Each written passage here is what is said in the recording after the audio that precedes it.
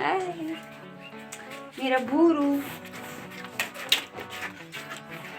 चट गिर गया। Hello guys, welcome my new blog. I hope you all guys are amazing. मैं भी बिल्कुल बढ़िया हूँ। अभी सुबह के 6:30 हो रहे हैं और मैं सुबह सुबह आई हूँ मम्मी के साथ अपनी धन्नों की सेवा करने।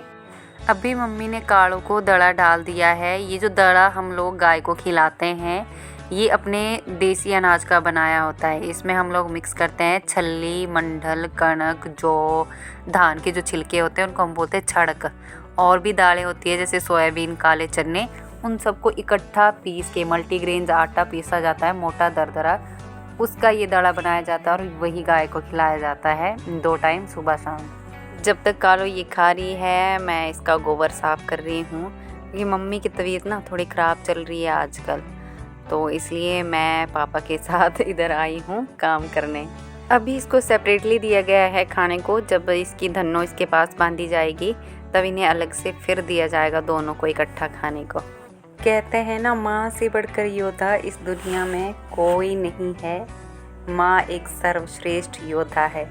ये बात सच में ही सच है। चाहे आप लोग अपने घरों में ही देख लीजिए, अगर एक दिन भी आपकी मम्मी की तबीयत ख़राब हो जाए तो सब काम बिगड़ जाते हैं।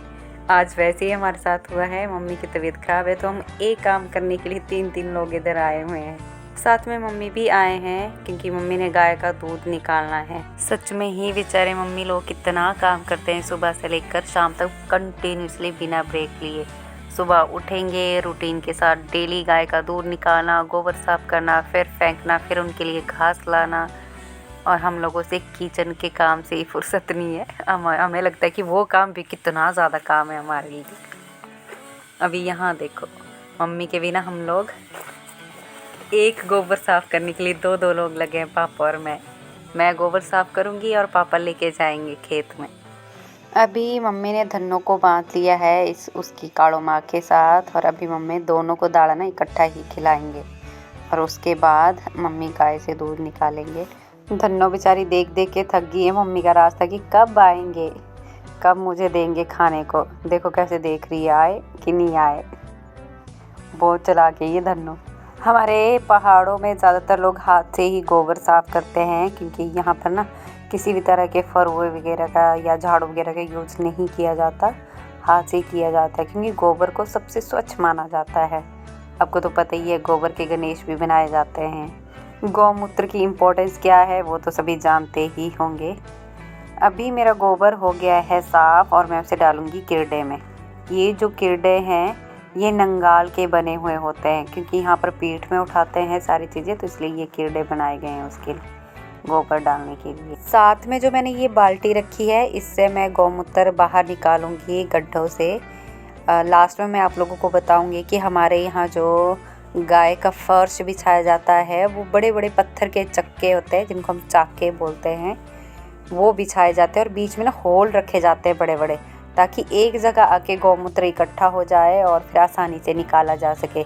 आप लोगों को तो पता ही है बरसात में हरे घास की वजह से कितनी कीचड़ कीचड़ रहती है, तो इससे गाय खराब ना हो और फर्श भी बचा रहे, इसके लिए ये प्रावधान किए जाते हैं। पहाड़ों में मैक्सिमम जगह ऐसे ही चक्के बिछाए जाते हैं और बीच में बड़े बड़े गड्ढे रखे जाते हैं, ताकि गौमूत्र ना वहीं पर आके इकट्ठा हो जाए, फिर आसानी से निकाल के फेंक दिया जाए। ये जो खुड़ होता है, हम लोग जो गाय की ग्वाइन है, गोड़ जिसको आप लोग बोलते हैं, इसको हम खुड़ बोलते हैं, जहाँ पर गाय बांधते हैं।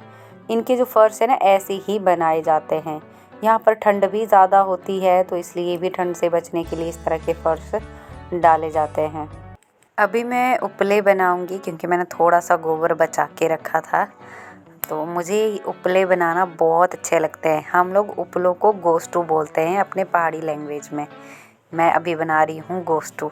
आप लोगों को तो पता ही है, प्लेन एरिया में इन गोश्तू का प्रयोग किया जाता है खाना वगैरह बनाने में, और हमारे यहाँ पर इनका प्रयोग किया जाता है मच्छरों को भगाने के लिए। आजकल बरसात में वैसे ही हरे घास की वजह से बहुत मच्छर आते हैं, तो उनको जलाकर इनका धुआं डाल के मच्छरों को भगाया जाता है। ये बेस्ट मेथड है, अपना देसी मेथड है। आप लोग भी ज़रूर ट्राई कीजिएगा, सच में ही इनसे मच्छर दूर भागते हैं। और साथ में अगर ये अच्छे से सूखे होंगे, आग भी बहुत अच्छे से जलती है इनके चूल्हे में। एक उपला मैंने पहले ही बना लिया था, दूसरी दीवार में चिपकाया, उसको खोल के मैं दोबारा ना इसी तरफ चिपकाऊंगी, क्योंकि मम्मी ने बोला कि इस तरफ चिपका ले, उस तरफ हो सकता है धन्नो लात मार के गिरा दे। इस दीवार वाला खोल के मैं दूसरी दीवार में बना के दोबारा चिपका दूंगी। हमारे यहाँ फर्श में नहीं बनाए जाते, ज़्यादातर ऐसे दीवार में ही लगाए जाते, क्योंकि यहाँ पर रेयरली यूज़ होते हैं। हमारे यहाँ लकड़ी होती है यूज़ करने के लिए, तो इनकी ज़रूरत नहीं पड़ती। चलिए अभी बारी है गौंतर निकालने की। अभी मैं गड्ढों से निकाल रही हूँ गौमूत्र। हमारे पास सिर्फ एक गाय और एक उसकी बेटी ही है, फिर भी इतना ज़्यादा गौमूत्र होता है, डेली निकालना पड़ता है, सुबह शाम जितनी बार गोबर साफ़ करते हैं। आजकल बरसात में ना हरे घास की वजह से कीचड़ कीचड़ होता रहता है, तो गौमूत्र भी बहुत ज़्यादा इकट्ठा हो जाता है। तो अभी 2-3 बाल्टियाँ मैं फेंकूँगी, जितना मुझसे निकलेगा। नहीं निकलेगा तो मम्मी अगले दिन खुद ही साफ़ कर देंगे। अभी मैं इस बाल्टी को फेंकने जाऊंगी, क्योंकि ये ऑलमोस्ट फुल हो चुकी है। तब तक आप लोग इस धन्नो को देखना कितनी स्पीड से खाती है ये दौरा, अपनी मम्मी को भी पीछे छोड़ देती है। हमारी काड़ो बेचारी ना बीमार हो गई है, इसके लंग्स में कुछ दिक्कत आ गई है, तो इस वजह से ये ऐसी दुबली पतली हो गई। अदरवाइज ये बहुत सुंदर और बहुत चिकनी लगती थी देखने में। काड़ो की जो माँ थी उसका नाम काजली रखा था हमने। वो बहुत छोटी थी, मैं तब से हमारे साथ थी। अभी पिछले साल उसकी डेथ हो गई।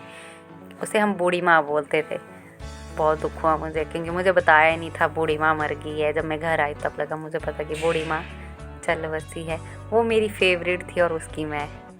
वो ना सभी बच्चों से बहुत प्यार करती थी, और ये काड़ो ना मुझे इससे डर ही लगता है, कब लात मारते, इसलिए मैं इसका दूध नहीं निकालती। अभी मैं गौमूत्र की दूसरी बाल्टी भर रही हूँ और एक बाल्टी मैं फेंक के आई हूँ। अभी ये वाला गड्ढा खाली नहीं हुआ है, और छोटी धन्नों के पास भी हमने गड्ढा बनाया है, वहाँ पर भी होगा इकट्ठा, एक वहाँ से निकल जाएगी। इतना सारा देख के तो ऐसा लग रहा है पता नहीं दिन भर कितना गोबर और कितना मूत्र करती रहती है दोनों माँ बेटी। पहले हमारे पास एक और गाय थी, वो कुछ दिन पहले ही मम्मी वगैरह ने बेच दी, क्योंकि मम्मी की ना तबीयत ख़राब होती रहती है, तो फिर दो के लिए घास भी ज़्यादा चाहिए होता है, इसलिए वो वाली बेच दी। अभी मम्मी के पास एक गाय ही है। मम्मी ने भी गाय का दूध निकाल दिया है। अभी बारी है इनको घास देने की, और मैं भी बस ये लास्ट बाल्टी ही निकालने वाली और फेंकने वाली। मम्मी बोल रही कि रहने दे, काफ़ी हो गया, बाकी मैं कल कर दूँगी, थोड़ा बहुत जितना भी बच गया। काड़ो आज हैरान हो रही है, क्योंकि मम्मी ना ऐसे इस टाइम को घास डाल देते थे 7 साढ़े 7 बजे, तो इसको लग रहा है भी आज इतना टाइम क्यों लग रहा है, क्योंकि मैंने ना ये फर्श साफ़ करते करते बहुत देर डाल दी। मम्मी तो एकदम स्पीड में करते हैं, इसलिए काड़ो देख रही है कि कब देंगे घास मुझे, कब देंगे। अभी धन्नों को मम्मी उसकी अपनी जगह पे वापस बांध देंगे। इसकी माँ के मुँह के पास इसलिए बांधना पड़ता है क्योंकि ये ना दूध नहीं देती है, वरना ऐसे हिलती डुलती रहती है, तो इसलिए साथ में बांध के साथ में इनको दाना खिलाया जाता है। काड़ो का पेट भी अभी नहीं भरा है, शायद इसीलिए वो दोबारा चाट रही है अपना बर्तन। मम्मी अभी ये बर्तन उठा के ना इनको घास डाल देंगे। ये ना मम्मी को देख रही है कि कब घास डालेंगे, कब घास डालेंगे, क्योंकि अब तक तो इनको घास पड़ चुका होता था। मैंने बहुत टाइम लगा दिया फर्श साफ़ करते करते। मम्मी को तो रोज़ आदत है, मैं कभी कभी आती हूँ तो टाइम लग जाता है। अभी ये देखो बार बार छुप छुप के देख रही दरवाजे की तरफ कि आए कि नहीं आए। मैं इसको पूछ रही हूँ क्या देख रही है। चलिए मैं भी अपनी वीडियो को यहीं पर स्टॉप करती हूँ। आई होप आप लोगों ने मेरे साथ एंजॉय किया होगा आज मेरी धन्नों की कंपनी को। मिलते हैं ऐसी किसी नेक्स्ट वीडियो में, तब तक मेरे साथ बने रहिए। मेरे चैनल को लाइक शेयर सब्सक्राइब और कमेंट करना ना भूलें। हमारे पहाड़ी गाँव में इस तरह के गाय के घर बनाए जाते हैं, बड़े बड़े चक्के लगाए जाते हैं और बीच में ऐसे गड्ढे रखे जाते हैं, ताकि गाय का जो गौमूत्र है वो एक जगह इकट्ठा हो, या बीच बीच में रखे जाते हैं। फिर इन्हें बंद किया जाता है इस तरह से, जब निकालना हो तभी खोला जाता है।